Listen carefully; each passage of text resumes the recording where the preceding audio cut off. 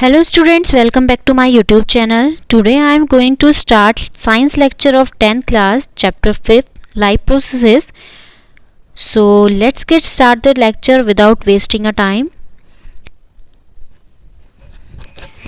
How do we tell the difference between what is alive and what is not alive? यानी कि हम बेटा कैसे डिफरेंस करेंगे दोनों में कि ये अलाइव है या फिर लाइव नहीं है, यानी कि ये जिंदा है या नहीं है जिंदा. ठीक है, what is alive and what is not alive. If we see a dog running or a cow chewing cud or a man shouting loudly on the street, we know that those are living beings. What is the dog or the cow or the man were asleep? अच्छा, यहाँ पे NCERT कहती है कि अगर dog run कर रहा है और काऊ अपना कट को च्वी कर रही है और मैन चिल्ला रहा है किसी स्ट्रीट में, तो हम इनको लिविंग बींग्स कहते हैं. ठीक है. अच्छा, जब ये डॉग काऊ मैन सबके सब सो रहे होते तो क्या हम इनको तब भी लाइव कहते हैं? We would still think that they were alive, but how did we know that? हम लोगों को पता है हमें कि ये सब क्या है, जिंदा हैं, लेकिन हम कैसे कह सकते हैं ये? ठीक है, हम कैसे जानते हैं कि ये जिंदा हैं और कैसे बोल सकते हैं? We see them breathing and we know that they are alive. What about plants? हम क्यों कह रहे हैं? क्योंकि ये क्या कर रहे हैं, ब्रीथिंग कर रहे हैं बेटा, और साथ ही साथ इसलिए हम इनको कह रहे हैं कि ये क्या है, जिंदा हैं, यानी कि अलाइव हैं, इनमें लाइफ है. तो आप प्लांट्स के बारे में क्या कहेंगे? What about plants? How do we know that they are alive? हम कैसे जान सकते हैं कि ये क्या है, अलाइव हैं, जिंदा हैं? We see them green, some of us will say. But what about plants that have leaves of colors other than green? तो यहाँ पे क्या बात बोली जा रही है कि जो प्लांट्स हैं उनके बारे में हम क्या कहेंगे, कि ये कैसे कहेंगे कि ये जिंदा है? तो हम जानते हैं कि जो प्लांट्स होते हैं वो ग्रीन होते हैं. सब कुछ लोग कहते हैं कि क्या है कि कुछ प्लांट जो प्लांट्स ग्रीन हैं वो क्या है, अलाइव हैं. अच्छा, अगर हम कहते हैं कि ग्रीन प्लांट ही जिंदा है, तो वो प्लांट्स का क्या जिनके पास कुछ और कलर्स होते हैं, यानी कि किसी किसी प्लांट की लीव क्या होती है, रेड होती है, येलो होती है ना? तो क्या हम उनको नहीं कह सकते कि वो अलाइव है, कि केवल ग्रीन प्लांट्स ही जिंदा है, अलाइव है? They grow over time so we know that they are alive. Some will say, यानी कि कुछ लोग क्या कहते हैं कि ये क्या करते हैं, ग्रो होते रहते हैं, टाइम के साथ साथ बड़े होते रहते हैं, इसलिए हम इनको क्या कहते हैं बेटा, कि ये क्या है, अलाइव है.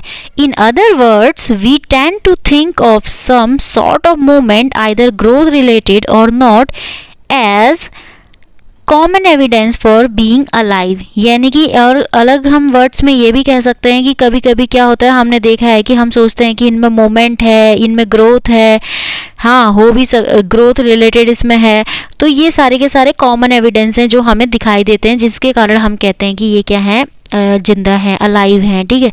But a plant that is not visibly growing it is still alive and some animals can breathe without visible movement. लेकिन कभी कभी क्या होता है कि कुछ जो प्लांट्स होते हैं वो हमें उनका कोई विजिबल कैरेक्टर तो है नहीं ना, कि वो ग्रो हो रहे हैं, हमें दिखाई तो नहीं दे रहे हैं कि वो ऐसे ऐसे करके ग्रो हो रहे हैं. और साथ ही साथ कुछ एनिमल्स ऐसे होते हैं जो बिना किसी मूवमेंट के ब्रीथ करते हैं, यानी कि बिल्कुल ऐसे रहेंगे जैसे हमको लगता है कि ये डेड होगा, बट वो क्या होता है, लाइव होता है, अलाइव होता है.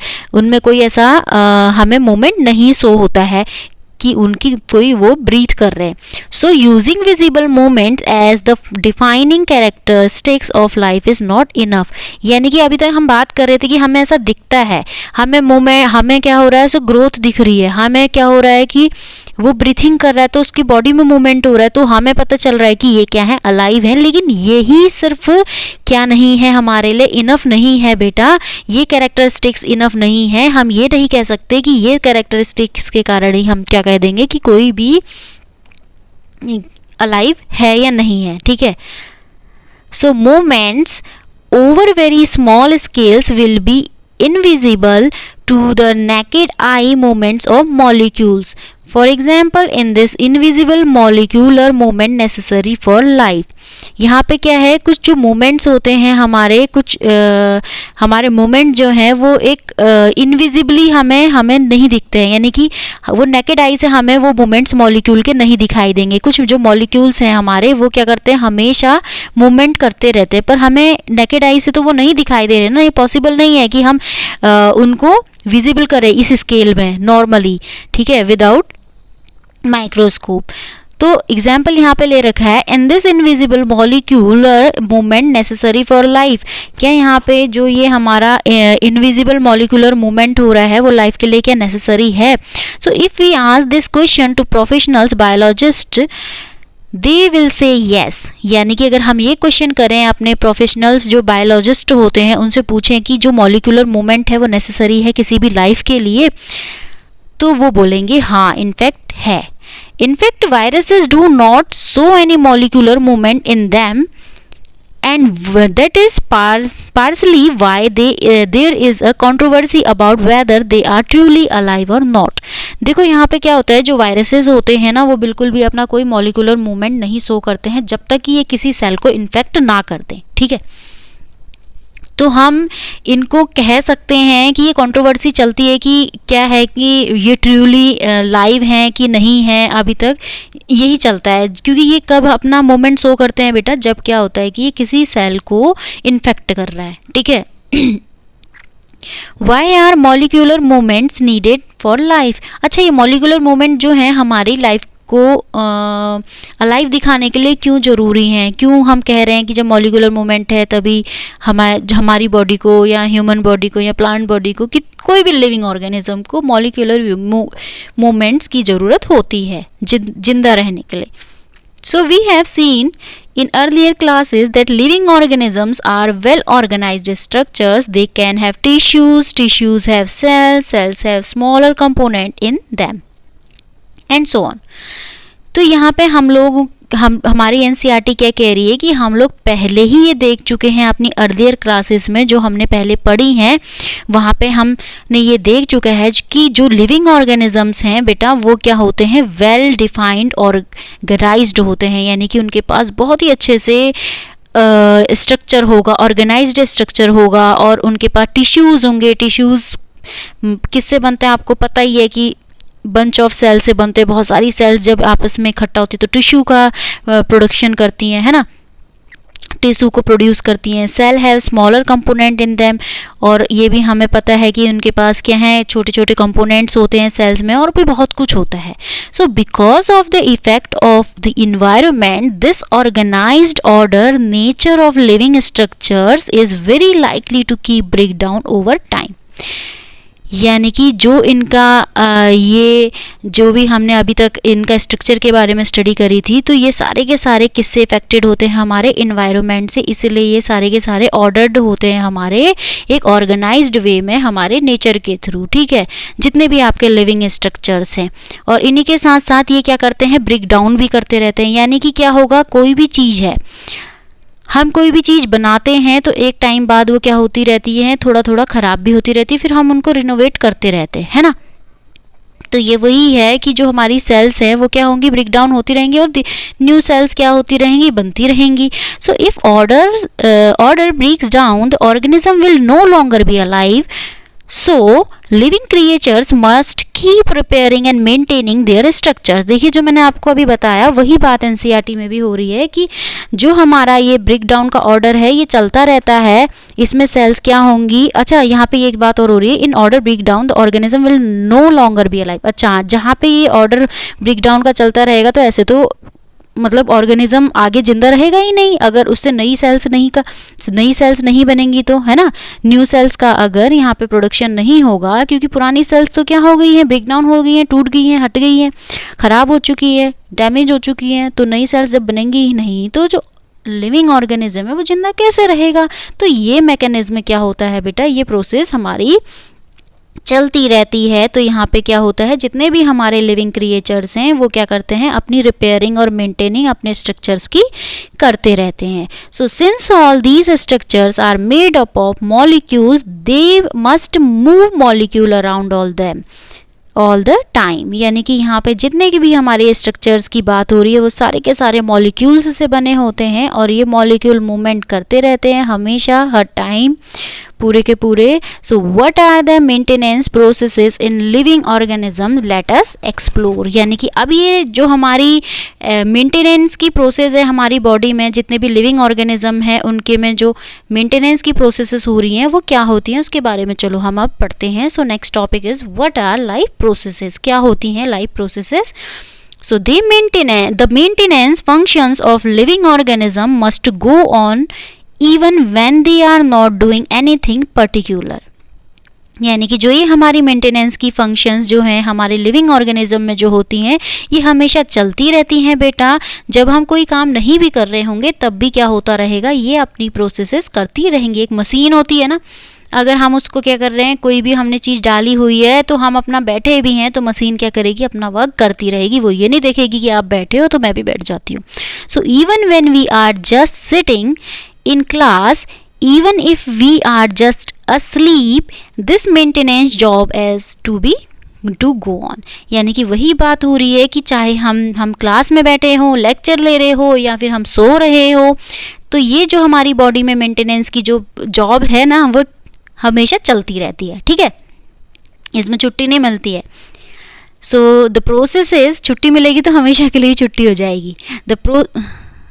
The processes which together perform this maintenance job our life processes. यानी कि ये प्रोसेस जिसमें हमारी रेगुलर क्या हो रही है, मेंटेनेंस बॉडी में होती जा रही है, यही क्या कहलाती है बेटा, आपकी लाइफ प्रोसेसेस कहलाती हैं.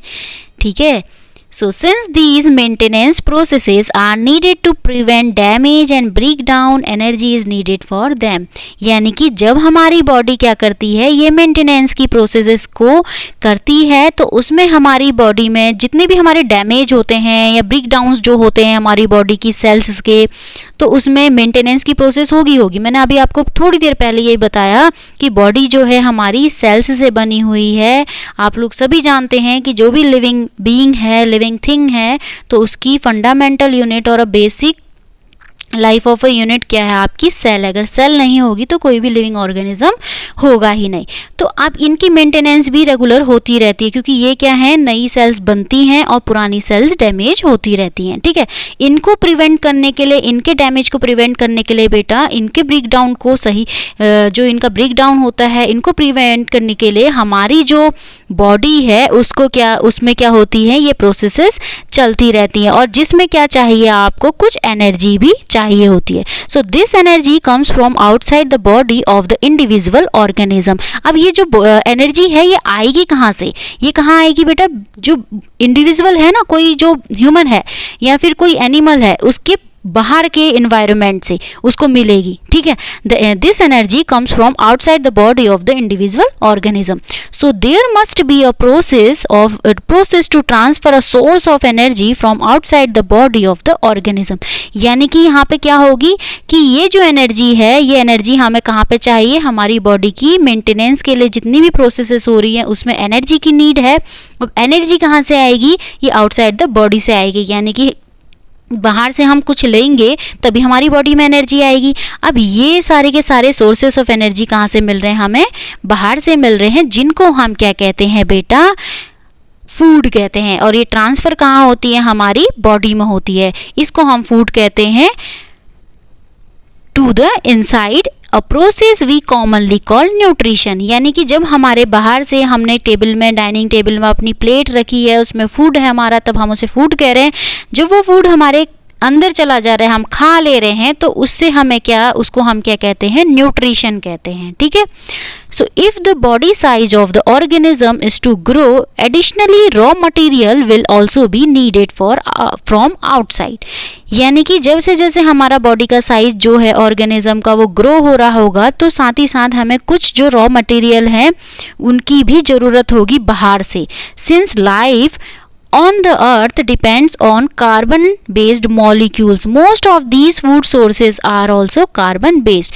यानी कि हम क्या कह रहे हैं, कुछ रॉ मटेरियल की जो हमें ज़रूरत है, हमारी बॉडी को, लिविंग ऑर्गेनिजम्स की बॉडी को रॉ मटेरियल की जो ज़रूरत है वो हमें कहाँ से मिलेगी, वो भी हमें आउटसाइड ऑफ द बॉडी से ही मिलेगी. जैसे कि आपको पता है कि हमारी जो अर्थ है उसमें जो लाइफ है वो पूरी की पूरी डिपेंडेंट है किसमें, आपके कार्बन बेस्ड मॉलिक्यूल्स में. और ये कार्बन हमें कहाँ से मिलता है बेटा, आपके मोस्ट ऑफ द कार्बन आपका क्या मिल रहा है, आपको फूड के सोर्सेज से मिल रहा है. ठीक है.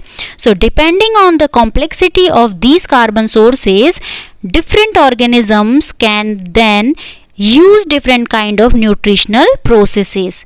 ठीक है. यहाँ पे जितनी भी हमारी ये जो कार्बन सोर्सेज हैं उनकी हम कॉम्प्लेक्सिटी को देखते हुए क्या करते हैं, हम डिफरेंट जो ऑर्गेनिजम्स हैं वो डिफरेंट काइंड ऑफ न्यूट्रिशन को लेते हैं. ठीक है. यानी कि फिर से मैं इस लाइन को आपको समझा देती हूँ कि ये सारी के सारी जो डिपेंडेंट है, हमारी जो लिविंग ऑर्गेनिज्म जो डिपेंडेंट है कार्बन के लिए, कार्बन के सोर्स के लिए, ये सारे के सारे कार्बन सोर्स हमें ऑर्गेनिजम्स को कहाँ मिलते हैं, different kind of nutritional processes से. ठीक है. जितना भी हमारा न्यूट्रिशनल प्रोसेस, अलग अलग हम फूड ले रहे हैं, अलग अलग वैल्यू में हमारा कार्बन हमें उस फूड से मिल रहा है. ठीक है. सो द आउटसाइड सोर्स और sources of energy could be quite varied since the environment is not under the control of the individual organism. यानी कि यहाँ पे जो आउटसाइड सोर्सेज हैं हमारे एनर्जी के वो क्वाइट वेरिड हैं, और साथ ही साथ जो हमारा इन्वायरमेंट है वो हमारे कंट्रोल में नहीं है. ठीक है. इंडिविजुअल जो ऑर्गेनिज्म, किसी एक ऑर्गेनिज्म के कंट्रोल में यहाँ पे हमारा इन्वायरमेंट नहीं है. So these sources of energy therefore need to be broken down और built up in the body and must be finally converted to a uniform source of energy that can be used for the various molecular movements needed for maintaining living structures.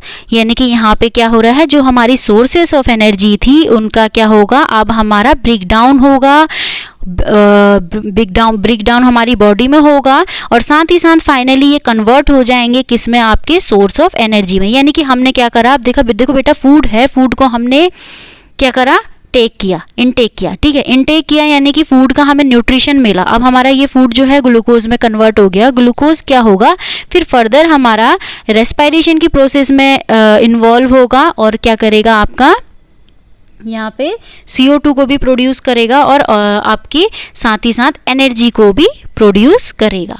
ठीक है. यानी कि इसने क्या करी, यहाँ पे एनर्जी को बनाया. बाकी की पूरी प्रोसेस और डिफाइन वे में नीचे अभी अलग से टॉपिक होंगे उसमें दिया है, वहाँ पे आपको और अच्छे से समझ आएगा. अभी इतना ही समझिए कि जो फूड लिया वो हमने ग्लूकोज के फॉर्म में लिया, और उसके बाद ये ग्लूकोज का यूज़ हुआ रेस्पिरेशन की प्रोसेस में, जिसमें क्या मिला हमको, एनर्जी मिली और हमारा CO2 रिलीज हुई. ठीक है. इतना एनर्जी कहाँ से आ गई, हमारे इसी फूड से आ गई. तो अब देखो यहाँ पे यही बात बोली जा रही है कि फाइनली ये कन्वर्ट हो जाता है सोर्स ऑफ एनर्जी में, that can be used for the various molecular movements. अब एनर्जी की हमें रिक्वायरमेंट क्यों है, क्यों नीड है, ताकि हमारी जो बॉडी है उसमें जितनी भी हमारी प्रोसेसेस हैं उसमें उसका यूज़ हो पाए. ठीक है. अब यहीं पे ये एनर्जी का यूज़ होता है आपका मेंटेनिंग करने में जितने भी हमारे लिविंग स्ट्रक्चर्स हैं. आ गया समझ में. यानी कि फूड खाया हमने, उससे एनर्जी मिली, एनर्जी ने क्या किया, आपको सारे के सारे जो मॉलिक्यूलर मूवमेंट थे उनमें एनर्जी की नीड थी, ताकि वो क्या कर सके, आपके जितने भी स्ट्रक्चर्स हैं बॉडी के उनको मेंटेन करते रहें. As well as to the kind of molecules the body needs to grow. साथ ही साथ इसमें क्या है, जो हमारा जो फूड है वो हमें हमारी बॉडी को ग्रो करने में भी हेल्पफुल होता है. For this a series of chemical reaction in body are necessary. यानी कि ये सारी की सारी केमिकल रिएक्शंस हमारी बॉडी के लिए बहुत ज़रूरी हैं. जैसे oxidising, reducing reactions are some of the most common chemical means to break down molecules. यानी कि ऑक्सीडाइजिंग रिएक्शन और रिडक्शन वाली रिड्यूसिंग रिएक्शन जो होती हैं, ये बहुत ज़्यादा कॉमन केमिकल रिएक्शंस हैं जो हमारे मॉलिक्यूल्स के ब्रेकडाउन में हेल्पफुल होती हैं. So for this many organism use oxygen sources from outside the body. यानी कि बहुत सारे क्या कहते हैं आपके जो ऑर्गेनिज्म होते हैं वो ऑक्सीजन का यूज़ करते हैं अपनी आउटसाइड द बॉडी से. यानी कि हमें अब ऑक्सीजन भी कहाँ से मिलेगी, हमारी बॉडी में तो नहीं बन रही है ना, बाहर से ले रहे हैं हम, आउटसाइड द बॉडी से ले रहे हैं. The process of acquiring oxygen from outside the body and to use in the process of breakdown of food sources for cellular needs is what we call respiration.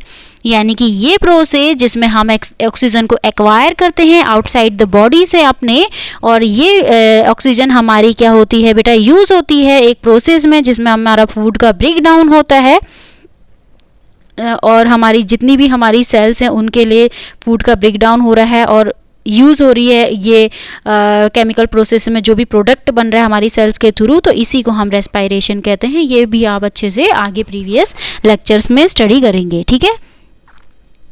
So in the case of a single celled organism, no specific organs for taking in food, exchange of gases or removal of waste may be needed because the entire surface of the organism is in contact with the environment. यानी कि यहाँ पे क्या हो रहा है, अब जो अगर सिंगल सेल ऑर्गेनिज्म की बात करें तो इनके पास कोई स्पेसिफिक ऑर्गन्स नहीं होते हैं जो कि फूड को इनटेक करें. ठीक है. और कोई भी ऐसे स्पेसिफिक ऑर्गन्स नहीं होते हैं जो इनकी गैसेस को एक्सचेंज करे या रिमूवल ऑफ वेस्ट को निकाले जो बॉडी में जिसकी ज़रूरत नहीं है. ठीक है.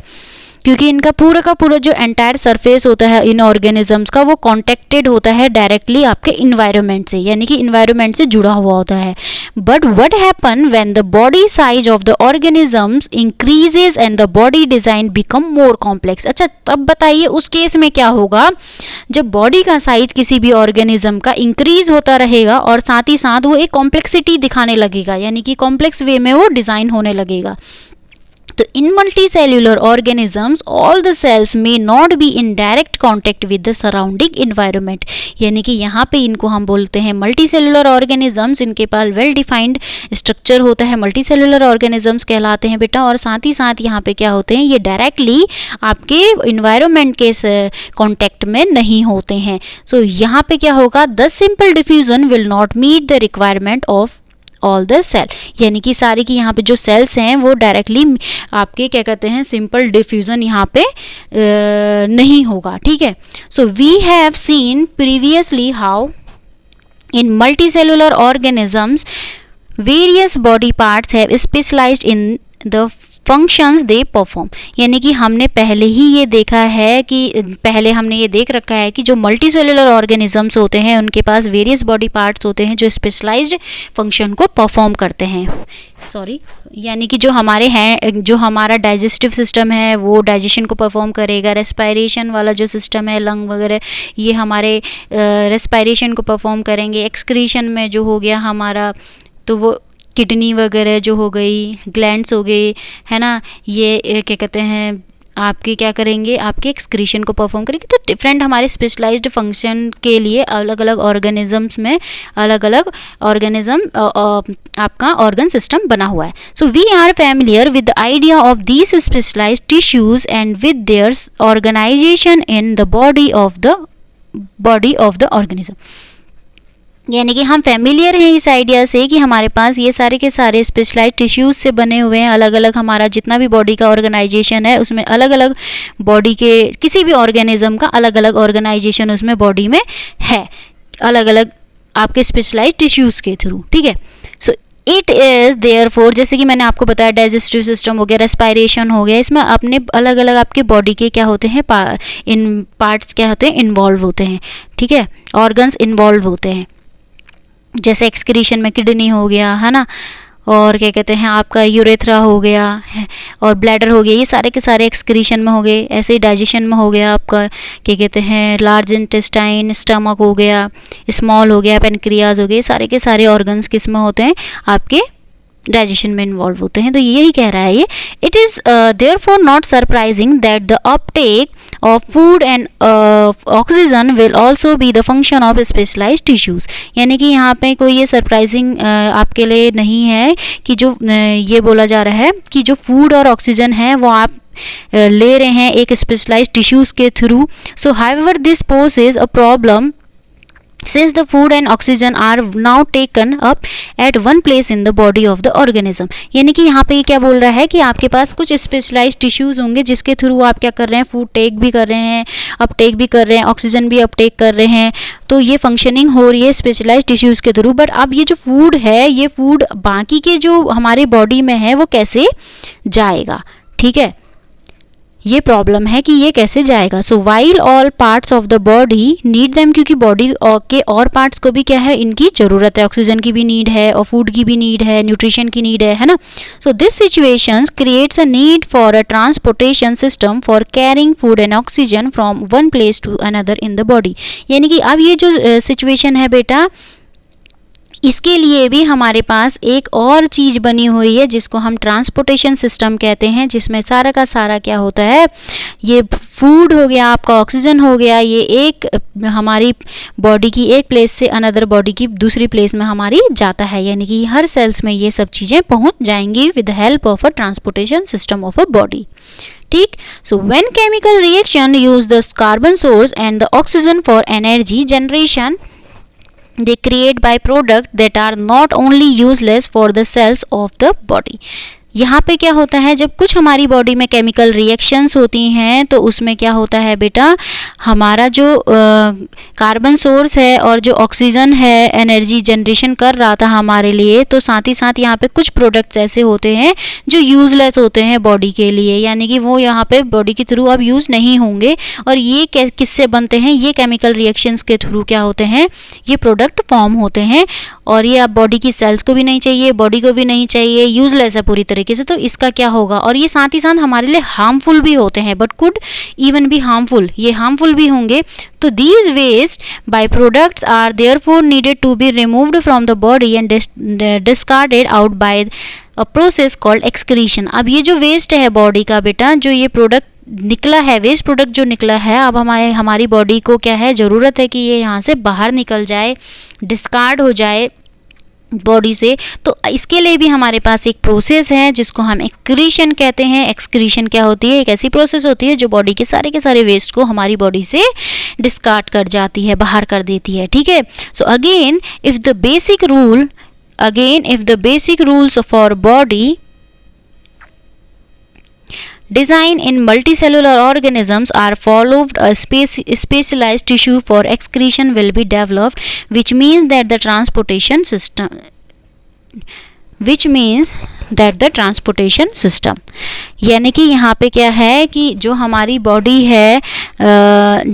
बॉडी है इसका बेसिक रूल यहाँ पे इसने बताया कि जो हमारी बॉडी है उसमें वो डिज़ाइन कैसी हुई है, मल्टी सेलुलर ऑर्गेनिजम्स में आपकी डिज़ाइंड हुई है. तो इसमें स्पेशलाइज्ड टिश्यूज़ हैं एक्सक्रीशन के लिए जो डेवलप किए गए हैं, जिसका साथ ही साथ हमारा ट्रांसपोर्टेशन सिस्टम भी डेवलप है, जो क्या करता है, हमारी पूरे के पूरे ट्रांसपोर्ट करता है वेस्ट को सारी की सारी सेल से निकाल के, और इसमें क्या करता है, एक्सक्रीटरी टिश्यूज़ में वो भेज देता है इसको. ठीक है.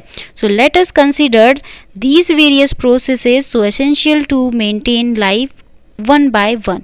चलो अब हम क्या करते हैं, इसकी वेरियस प्रोसेसेस को पढ़ते हैं आगे की क्लासेस में, जो हमारे लिए बहुत ज़्यादा एसेंशियल है मेंटेन करने के लिए लाइफ को, एक एक करके. ठीक है. सो ये था आज का लेक्चर. नेक्स्ट लेक्चर में फिर से मिलते हैं अपने नए टॉपिक के साथ, न्यूट्रिशन, जिसको हम नेक्स्ट क्लास में स्टार्ट करेंगे बेटा. तो तब तक के लिए बाय, टेक केयर. अगर आपको मेरा लेक्चर अच्छा लगता है तो लाइक शेयर सब्सक्राइब करना ना भूलें. Thank you.